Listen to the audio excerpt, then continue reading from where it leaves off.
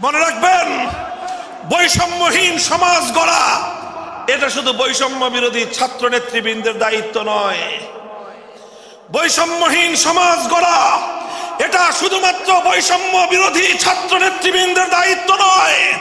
বৈষম্যহীন সমাজ গড়া সর্বপ্রথম আল কোরআনের সৈনিকদের দায়িত্ব। বৈষম্যহীন সমাজ গড়া সর্বপ্রথম আল্লাহর নবীর সত্যিকার উম্মতদের দায়িত্ব। ওঠো, দাঁড়াও, হাত মুষ্টিবদ্ধ করো, সমাজ থেকে সকল বৈষম্যের কবর রচনা করবার শপথ নাও।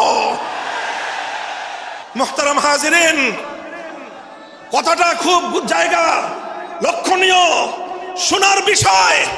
যারা একটা বৈষম্যহীন সমাজ দেখতে চাও, যারা জুলুম এবং অত্যাচারে অতিষ্ঠ হয়ে গিয়েছ, যাদের জীবনকে এই ধরনের অন্যায়, অবিচার, জুলুম, শোষণ, স্বৈরতন্ত্র যাদের অন্তর হৃদয়কে জ্বালিয়ে পুড়িয়ে ছারখার করে দিয়েছে, হে হতাশাগ্রস্ত জাতি, আসো আল কোরআনের কাছে। আমরা তোমাদেরকে মুক্তির বার্তা শোনাই, আমরা তোমাদেরকে সান্ত্বনার বাণী শোনাবো। আসো, হাতে হাত রাখি, সমস্ত বৈষম্য, জুলুম, স্বৈরতন্ত্রের কবর রচনা করে আল্লাহর কোরআনের সমাজ গড়বার জন্য হাতে হাত রাখি। দেখেন, আল্লাহ পাক রব্বুল আলামিন যুগে যুগে যত নবী রাসূল প্রেরণ করেছেন, যুগে যুগে যত আসমানি কিতাব আল্লাহর পক্ষ থেকে অবতীর্ণ হয়েছে, কেন হয়েছে? শুধুমাত্র মুসল্লিদের সমাজ গড়বার জন্য নয়, শুধুমাত্র রোজাদার সমাজ গড়ার জন্য নয়। অবশ্যই কোরআন এবং কিতাব নাজিল হয়েছে নামাজের জন্য, অবশ্যই কোরআন এবং কিতাব নাজিল হয়েছে রোজা, হজ, যাকাত সহ আল্লাহ পাকের যাবতীয় বিধান সমাজে বাস্তবায়ন করার জন্য। তবে একমাত্র এটাই উদ্দেশ্য নয়, বরং সমস্ত কিতাব, সমস্ত নবী রাসূল দুনিয়াতে আগমন করার অন্যতম একটা মৌলিক লক্ষ্য। কোরআনে পাকের সূরাতুল হাদীদ থেকে তেলাওয়াত করেন, অর্থ বুঝেন, মর্ম বুঝার চেষ্টা করেন। লাকাদ আরসালনা রুসুলানা বিল বায়িনাতি ওয়াল হুদা ওয়া আনজালনা মাআহুমুল কিতাবা ওয়াল মিজান লিয়াকুমান নাসু বিল কিসত। আল্লাহ কোরআন বলছে যে আমি নবী রাসূল পাঠিয়েছি, আসমান থেকে যুগে যুগে কিতাব নাজিল করেছি। এই সব কিছুর অন্যতম একটা উদ্দেশ্য হলো লিয়াকুমান নাসু বিল কিসতি। কোরআন নাজিলের উদ্দেশ্য, নবী প্রেরণের উদ্দেশ্য, শরীয়ত প্রেরণের উদ্দেশ্য, ধর্ম প্রেরণের উদ্দেশ্য হলো, অন্যতম উদ্দেশ্য হলো লিয়াকুমান নাসু বিল কিসতি। মানব সমাজ থেকে অন্যায়, অবিচার, জুলুম, শোষণ দূরীভূত করে ন্যায় এবং ইনসাফ কায়েম করা, এটাই হলো ইসলামের অন্যতম মৌলিক লক্ষ্য। যদি ইনসাফ কায়েম না করা যায়, ইসলাম অনুসরণ করা যায় না। যদি বেইনসাফের বিরুদ্ধে লড়াই না করতে পারো, মিথ্যে মুসলমানিত্বের দাবি ত্যাগ করো। তুমি যদি ইনসাফের জন্য যুদ্ধ করতে না পারো, তুমি যদি বৈষম্যের বিরুদ্ধে লড়াই করার হিম্মত না রাখো, মুসলমানের মিথ্যা দাবি করা ভণ্ডামি ছাড়া কিছুই নয়।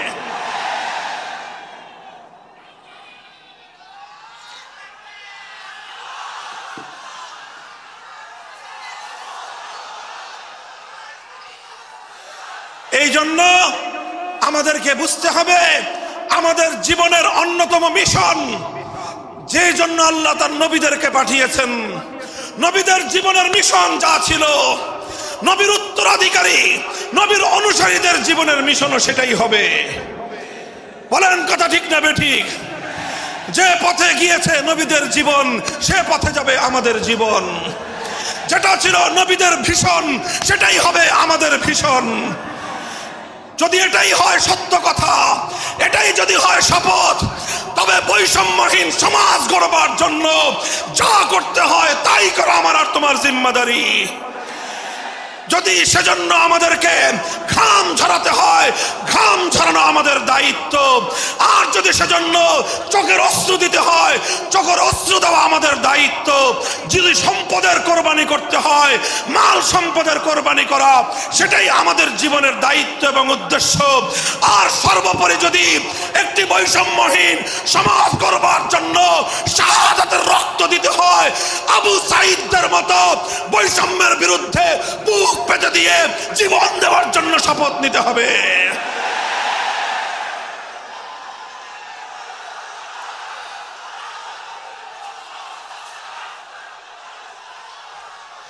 সবাই প্রস্তুত থাকবেন তো ইনশাআল্লাহ? আল্লাহর নবী বললেন এই বৈষম্য চলবে না, এই বৈষম্য জাহিলিয়াত, এই বৈষম্য মূর্খতা। সমাজের মধ্যে নিজের দলের লোক অন্যায় করলে পাকার পার, বিরোধী দলের লোক অন্যায় করলে আইনের শাসনে 100 ভাগের জায়গায় 200 ভাগ। নিজেরা অপরাধ করলে সেই অপরাধীকে ছাড়িয়ে নেওয়ার জন্য সমস্ত আয়োজন।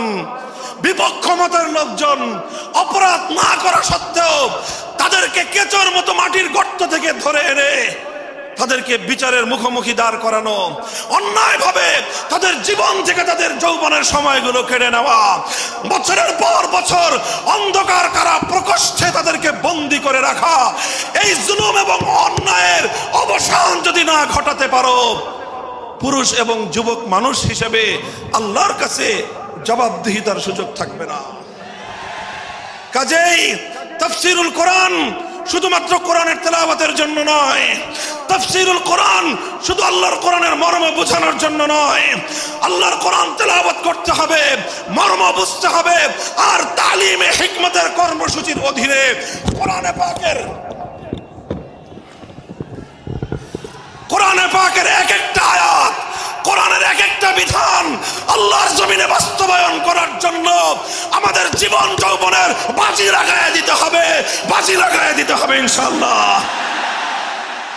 হযরত রাসূল আকরাম সাল্লাল্লাহু আলাইহি ওয়াসাল্লাম বলছিলাম, জাতির উদ্দেশ্যে প্রদত্ত মক্কা বিজয়ী মহাবীর আমিরুল মুমিনিন নবিয়ুল্লাহ খলিফাতুল্লাহ ফিল আরদ খলিফাতুল মুসলিমিন মুহাম্মদুর রাসূলুল্লাহ সাল্লাল্লাহু আলাইহি ওয়াসাল্লামের বক্তব্যের কথা আল্লাহর নবী বললেন, বৈষম্যের কারণে আল্লাহ পাক রব্বুল আলামিন পৃথিবীর বহু জাতিকে ধ্বংস করে দিয়েছেন। সুতরাং শুনে রেখো, আমার দ্বারা বৈষম্য হবে না।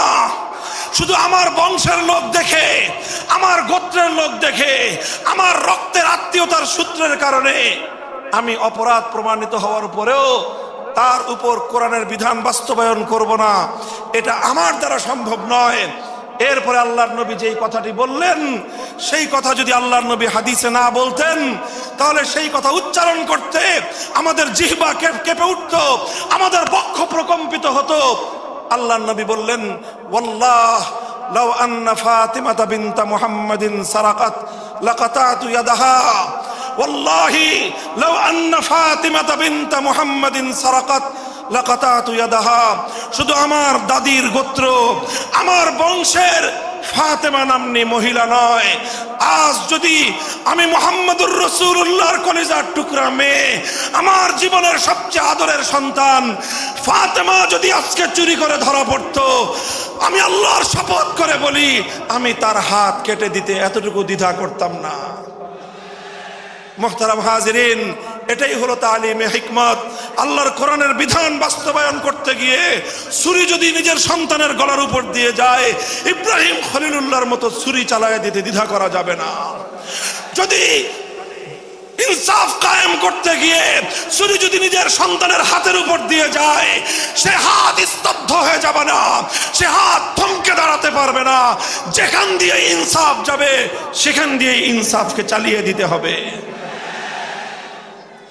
রাসূল আকরাম সাল্লাল্লাহু আলাইহি ওয়াসাল্লাম ঘোষণা করলেন, আল্লাহর আয়াত নাযিল হলো, ইয়া আইয়ুহাল্লাযীনা আমানুত্তাকুল্লাহ ওয়া যারু মা বাকিয়া মিনার রিবা ইন কুনতুম মুমিনিন। হে মুমিনগণ, সুদকে তোমরা পরিহার করো যদি ঈমানদার হয়ে থাকো। যদি ঈমানদার হয়ে থাকো, কি করো তোমরা? সুদকে পরিহার করো। কি করো? ইত্তাকুল্লাহ, তোমরা আল্লাহকে ভয় করো। ওয়াজারু মা বাকিয়া মিনার রিবা, সুদের যা অবশিষ্ট আছে এই সব কিছু তোমরা পরিহার করো। আর যদি না করো, সুদ যদি তোমরা পরিহার না করো, ফাজানু বিহারবিম মিনাল্লাহি ওয়া রাসূলিহি, আল্লাহ এবং তার রাসূলের পক্ষ থেকে যুদ্ধের ঘোষণা শুনে নাও। হে জাতি, হে মুসলিম সম্প্রদায়, আমরা তোমাদের কাছে পয়গাম পৌঁছে দিতে চাই, আল্লাহর উপর বিশ্বাসী জাতি, আল্লাহর নবীর উপর আস্থাশীল জাতি কোনোদিন সুদি কারবার করতে পারে না। সুদ ভিত্তিক অর্থ ব্যবস্থা দিয়ে তাদের সমাজ চলতে পারে না। আল্লাহর উপর বিশ্বাসীদের সমাজ যদি হয় সুদ ভিত্তিক, তার অর্থ হলো রাত দিন আল্লাহ এবং তার রাসূলের সঙ্গে তারা যুদ্ধে লিপ্ত। যেই মুসলিম জাতি আল্লাহর সাহায্য নিয়ে বিশ্বব্যাপী বিজয়ী হওয়ার স্বপ্ন দেখে, সে মুসলিম জাতি যদি স্বয়ং আল্লাহর সঙ্গে যুদ্ধে লিপ্ত থাকে, তাদের জীবনেও কল্যাণ এবং বিজয় আসার সম্ভাবনা নাই। এই জন্য মুসলিম জাতির উত্থানের জন্য মুসলমানদের বিজয়ের পূর্ব শর্ত হলো সুদ পরিহারের মাধ্যমে আল্লাহর সঙ্গে যুদ্ধ বন্ধ করতে হবে, আল্লাহর পক্ষ থেকে সাহায্য চাইতে হবে। কোরআনের আয়াত, সূরা বাকারার আয়াত, এই আয়াত নাজিল হওয়ার পরে আল্লাহর নবী শুধু তেলাওয়াত করে দায়িত্ব ক্ষান্ত করেন নাই, শুধু সুদের মর্ম বুঝিয়ে নিজের দায়িত্ব ক্ষান্ত করেন নাই। তৃতীয় দায়িত্ব তালিমে হিকমত, সুদকে সমাজ থেকে সমূলে উৎখাত করার উদ্যোগ নিয়েছেন। বলেন সুবহানাল্লাহ। শুধু আলোচনা করে বক্তৃতা দিয়ে নবীর দায়িত্ব শেষ হয় নাই, শুধুমাত্র তাফসীর করে দিয়ে নবীর দায়িত্ব ক্ষান্ত হয় নাই, বরং এক একটা বিধান, আল্লাহর এক একটা আয়াত কিভাবে সমাজে বাস্তবায়ন করা লাগে, করা যায়, নবীজি প্র্যাকটিক্যাল ভাবে তার উদ্যোগ গ্রহণ করেছেন। কিভাবে উদ্যোগ নিয়েছেন? সুদের বিরুদ্ধে কি উদ্যোগ নিয়েছিলেন? কিতাব উল্টান, হাদিসের কিতাব, বুখারী শরীফের হাদিস, নবীজি ঘোষণা দিলেন, আলা ইন্না রিবাল জাহিলিয়াতি মাওদুউন তাহতা কদামাইয়া। জাহিলিয়াতের যুগে যত সুদের কারবার চলতো, ইসলাম এবং আল কোরআনের সমাজ গড়বার পর সেই জাহিলি যুগের রীতি, সুদ ভিত্তিক অর্থ ব্যবস্থা মুসলিম সমাজে আর থাকতে পারে না। নবীজি বললেন, সুদের কবর রচনা করলাম আমি আমার পায়ের নিচে। আল্লাহ নবী আক্ষরিক অর্থে কথা বললেন, আমি আমার পায়ের নিচে সুদের কবর রচনা করলাম।